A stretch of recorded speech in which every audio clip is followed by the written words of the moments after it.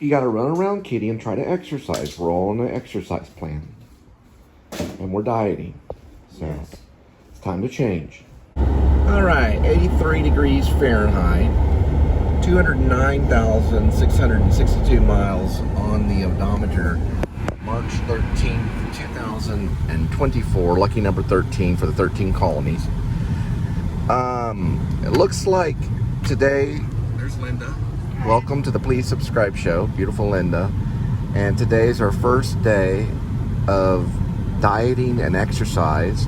And we're going to go to Jason's Deli. So we're going to see a lot of Jason's Deli. Linda's downloading the app.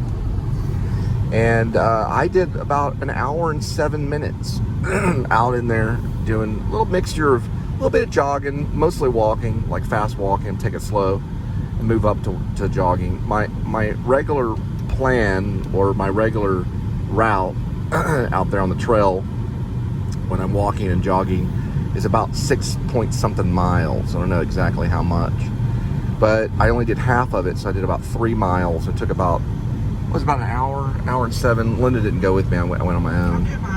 But I'll figure that out later. I was mostly just kind of walking, some slow, some fast, some power walking, a little bit of jogging. Like I'd pick a point, you know, like I'd pick a point, I'll jog from there to there, and then power walk a little bit, and just a mixture of walking, jogging, and power walking. No sprinting yet. Do you listen to music? Yeah, I do listen to music. So I got a lot of different songs, everything from Metallica to Joy Division. Listening to songs, Neil Young, all kinds of different music that I listen to. The Cure, I listen to The Cure. Just stuff that has like a good beat, or you know, kind of uplift. Sun Kill Moon, I got like 3 or 4 Sun Kill Moon songs. Some from Tiny City or Tiny Cities. Anyway, so yeah, doing a lot of that kind of exercise and stuff like that. So we're gonna drop some weight, and so hopefully about a year from now, I'll be back to, like 170, 180, something like that. My doctor said it's okay to be 190, a long time ago. So I'm 6 foot. So my weight's a little high right now. So I stepped on the scale last night. I was like, whoa. So we're gonna drop some pounds and get back to weight. And the last time I weighed in, way a long time ago, was about, what day was that when I weighed in? Anyway, I was at 207, so that was a while back. So put a little bit on. Now it's time to take a little bit off. And it's a Dave's Burger. It didn't say Junior. All right, there's the Jason's Deli sign, and we'll be going into Jason's Deli and getting a salad. I don't know, for some reason, I don't know why, that I never can really get the payment to go through on their app. But you can go through and give them your phone number to get deli points. All right, let's try it.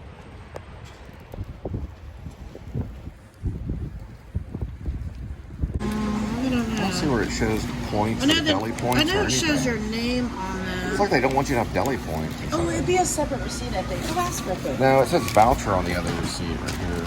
No, that's your voucher to show to them. Yeah, this is the voucher to show.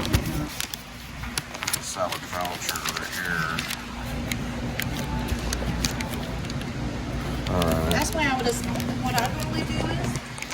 When I worked at Jason's Deli, I would say, is my name shown on the bottom of the screen? Right. So you know you're getting points. You can go ask them real quick. So basically this is what you get. You get like one of these things right here. And a bag. Probably open pretty well.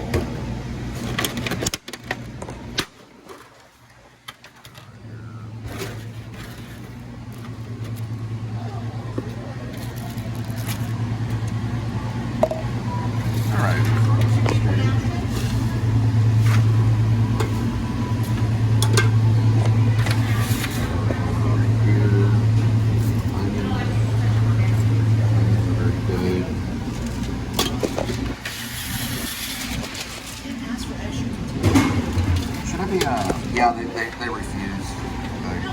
Yeah, did I ask for it? Did they really? Yeah. Well, I got 2 over here. Yes, I do. They refuse? Are you serious? Yeah. Well, you better shove that stuff in there. Yeah, they're real weird about it. salads. Get some olives right there. Calorie count on these. I'll go through with the other containers that I have over there. I'll go through with that in a minute. Okay, so what I usually do is I do 4 eggs for protein, so we'll de-yolk them later. I just do them in the corners like that.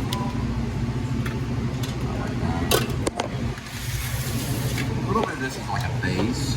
Get about a cup of it. So calories are about right now. I'd say it's like 1, 2. There's about 70. There's 70.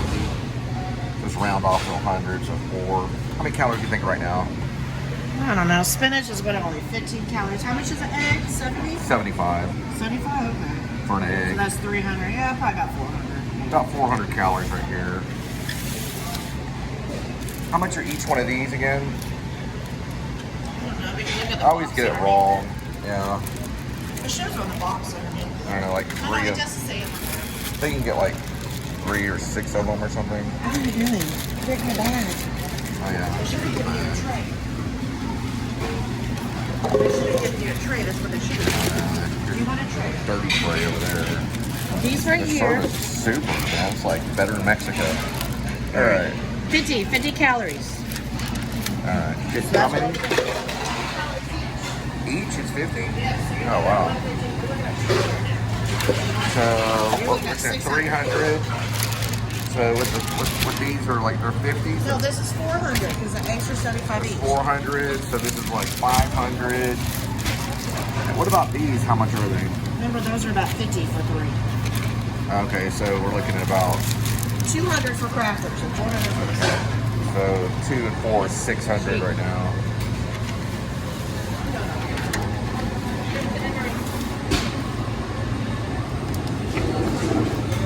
So going about, I don't know, about 700. Almost spilled on the ground right there.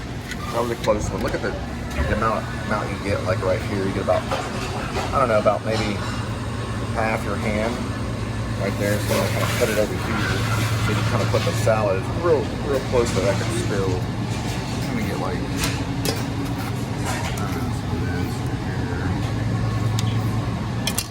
500 or so. They're starting to come around. It's like the Matrix, you know. Like, come around right here. Over this way.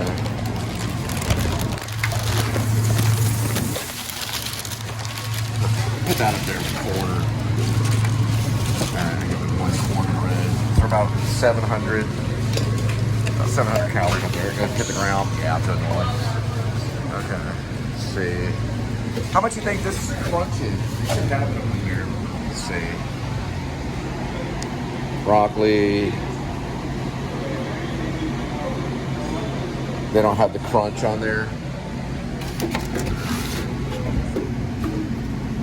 I don't know, I'll just say about 100.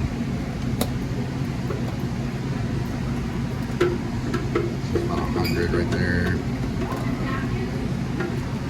Dealing with about, yeah, probably about 1,000 right there.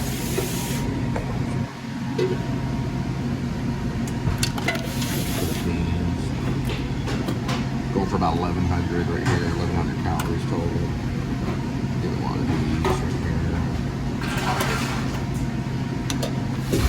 You don't want to overdo the broccoli, but it does have vitamin C. Maybe a couple of these. These are good too, so they proteins. Milk right here. These peppers right here. These are red bell peppers and milk. Alright, grab a couple of these.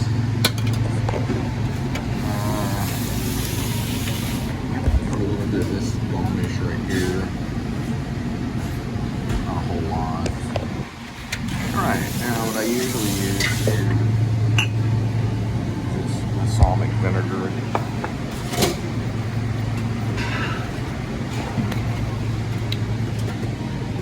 Just kind of put some on there. This is really a very low cal, like 15 calories. Really get some of that dressing on there. Without the dressing, it's kind of hard to eat.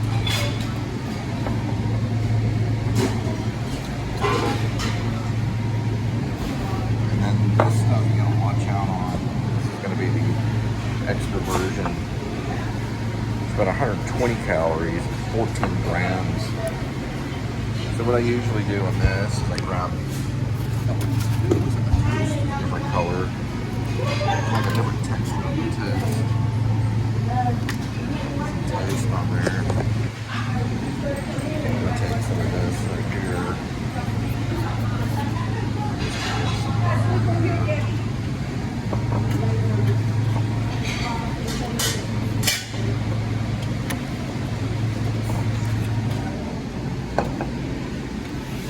Alright. Let's see, what are we missing? Here. This right here. Not sure. Carrots.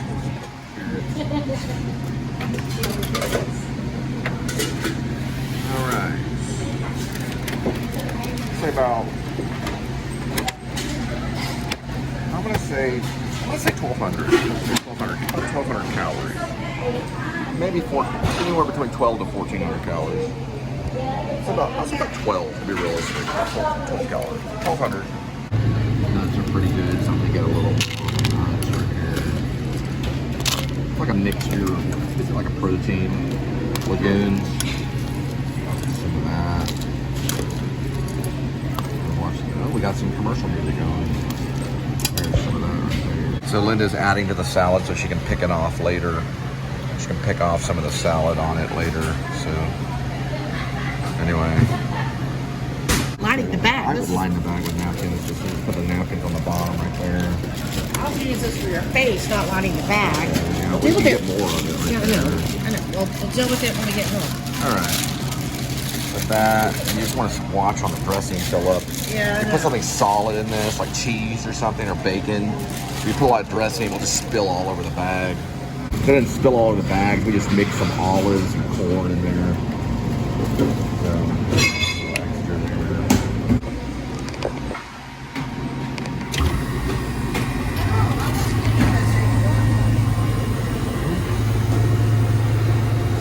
Right, y'all. I'm gonna do the swirl at Jason's Deli. Woohoo! Nice and slow. Woo-hoo. Make sure you pull the handle all the way out, because if you don't, it's a big mess, and the workers do not like it. Cheers. That looks good. Let's see the chair. Make sure there's no touch. No. Put your teeth. No.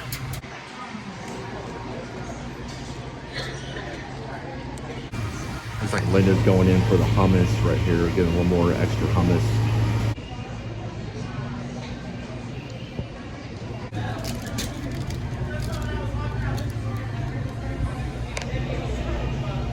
I got a little courtesy cup. Oh, so sorry. Got a little courtesy cup and accidentally put some Coke Zero in it. All right, hurry, come on, I got some Coke Zero. Let's go. Yeah, 50. I just got a courtesy cup of Coke Zero accidentally. I thought it was water. How much you eat? Chips are good too. Yeah, I got cut the chips.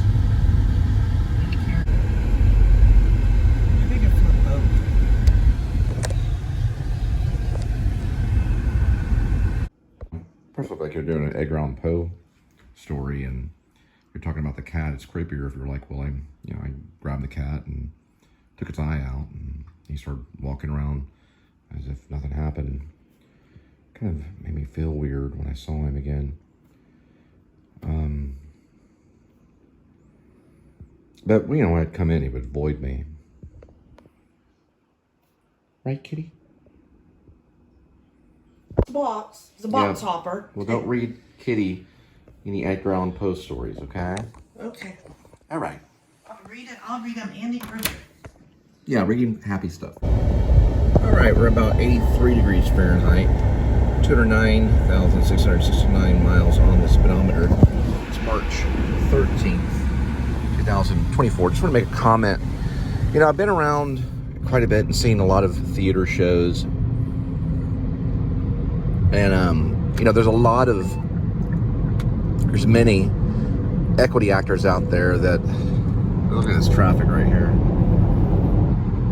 Well, I wouldn't say so as much as in New York. There's a lot of traveling shows, or there's shows where, you know, it's like technically what they're doing that makes it bad, and you know, every actor should know this in today's society. There's not like a big difference between like film acting and the theater. It's not like a huge difference. Usually it has to do with the volume, okay? And that's about it. What they call projecting, which you project from the diaphragm so that you can hit the back of the house and stuff. But if you think of those kinds of things, and you're thinking about the way the voice sounds and the way your facial expression is, it's gonna bore the crap out of the audience about that quick, you know? It's very, very difficult to use your imagination to talk to the audience as if it's like maybe like your friend, to really talk to them. And like, you know, you'd have to talk with the director to say, you know, am I allowed to look at the audience, or am I picking a point in the back wall? Because some directors, they don't really mind if you're doing like a soliloquy or a monologue or a duologue, if you're sharing that experience with the audience so that you're talking to them like they're a person. But what happens in a performance is they get caught up in like it's almost like I hate to say a song or something, but it's like the way the voice sounds, the way their gestures are. And you know, I gesture on the show and I'm not really thinking about it. And a gesture usually comes out of an unconscious thing, you know. It's usually something that's not planned in real life, you know. But you know, we're in like modern times, and if actors can't really figure that out by now, it's like they must be living in a cave or something, or they're just not what they call in the moment of reality. And also another thing that's real important about what they learn at the actor studio is that there's no line that's going to separate reality, right? The audience is real, and the people on stage are real, and there's real no difference between them, right? You know, if someone's talking like this, and it's all, you know, Jim Carrey, okay, like, let me just tell you, like, Jim Carrey gets away with it. I don't know how he does it, but he does get away with it. And he gets away with it in Lemony Snicket's. I've seen him work in person. I've worked shoulder to shoulder with him. He's an exception to the rule, and I don't know why. It has to do with some kind of mysterious energy that he holds. And, you know, it's a commitment to what he's doing, I think, with Carrey. And there's a few other actors that have been, like Charlie Chaplin had a kind of a commitment, but there was a reality to him, you know. He could move people. Same with Marcel Marceau, you know, the mime. He was still real in what he was doing. It looked like he was picking up a flower or picking up a violin. And also another thing, if you're doing a stage show, commit to the mime. Don't just be sloppy and bad about it, because it shows that you're not committing to the action of what you're doing. See what you're opening. If it's a door, see the door handle, you know. But the more imagination that you throw in there, the more sense memory and the more emotional recall, at least you do the work, you'll see some of that. Now, what I've seen recently is not completely horribly bad. It was an Edgar Allan show, an Edgar Allan Poe show that I saw online, like a theater show. And, you know, there was some of it, you know, little bits and pieces of it were like, okay, there they go. There's something there. And then it would just go back into the operatic, nearly kind of robotic kind of thing, you know. But it's hard to get out of that because the way you do it, and Uta Hagen is a really good teacher. She has a book called The Challenge for the Actor. She goes through the 6 steps, and I think she might talk about monologues and soliloquies. But there's a reason why you're telling the story. And the real reason I think Edgar Allan Poe, especially in the black cat, and also the other one about Telltale Heart, is I think the police end up showing, you know, and he has to sit the police down and act very calmly. Now, of course, you know, one person that would be very good at doing that would probably be like Anthony Perkins. He was such a great actor at showing this kind of skits thing, you know, like this paranoia kind of thing. He did it very well in Psycho. But he was so, with Anthony Hopkins, he was so convinced, not Anthony Hopkins, I'm sorry, Anthony Perkins. Anthony Hopkins is very good too. He's very good at it too with Silence of the Lambs. But Anthony Perkins was so convinced, or the character he was playing, Norman Bates, was so convinced that his mom was alive that he could go into the room where his mom was stuffed and then talk in her voice. It was very theatrical. The performance is great. You ever see Psycho? And I think they're really using Anthony Perkins' voice. That's like his real voice. He changed it to like this woman's voice, like this. Ma, oh, how dare you, Norman, go there and do this and all, you know, whatever, however the lines are. I don't know. I don't remember the lines, but you know, that some of that could be in like an Edgar Allan Poe thing, but I don't think Anthony Perkins would have been very much different on stage than what he would have been in front of the camera. Not a whole lot. And he had done some great stuff. He did Look Homeward Angel. He played Eugene Gant's character on Broadway. But the reason I'm talking about this is because I think what the actor does, or what they fall into, is they amplify this nervous energy and they turn it into like this operatic emotional thing, like it needs to be there. And that's not what makes it creepy. That's what makes it like being in a haunted house, or not. Well, some haunted house stuffs are kind of scary. I don't want to use a haunted house as an example because some of it is kind of scary. But what I'm trying to do is, it's like they amplify something very, very small and minute, which it should remain small and minute, because he's masking his psychoness. Now, he does have like a moment of psychoticness in Psycho when they finally get him. He saves it, you know, but it can't be at that high level the entire time, or it turns into something robotic and stupid and just like not worth it. There's got to be those real thoughts, those inner objects, those things that are inside your mind that are going on. And it's a lot of work plotting it out. It's like doing music or something, you know. Music takes a lot of time because you have to go through each note on the string. You know, if you're playing guitar, you have to pick apart every single little minute thing that you do on stage, just as if you're playing an instrument, but it's all done in imagination, and it inspires the actor through the performance, and it can change, right? So you can change it. It's never going to be the same. And listen, I'm more guilty than any of them, really, you know, because it's easier to make it operatic and forced and all. It's easier to do, to get through it, because you don't want to just go out there and do nothing. So it takes a lot of work, let's just put it that way, before it gets to a level that would be accepted in, let's say, like a movie, or let's say like maybe like a Broadway show, or even an off-Broadway show. Those actors really do work around the clock to kind of find, and they're going to know the lines. They're going to know the lines like it's the back of their heart, so that they can, like the back of their hand, so that they can, well, they don't know the back of their heart, but you know what I mean. But, you know, I know that there's a lot of fun shows, and I'm not here to go, well, I'm not going to go to these theater shows. But there's another good book you need to read, too, which is about Peter Brook's 4 Types of Theaters. And that one's an important book. It's by Peter Brook. And it's called, I believe it's called The Open Space, or something like that. I know there's one called The Shifting Point. I think it might be called Open Space. Anyway, it talks about deadly theater. It talks about what is holy theater, rough theater, and immediate theater, or like what makes theater per se. And he has some really good points about what can be deadly. You know, the guy's doing Guys and Dolls, and it sounds all operatic and robotic, and then someone doing something that's immediate, and it changes, you know, at that point. All right, first one is 5:13, 2 minutes, 0.5.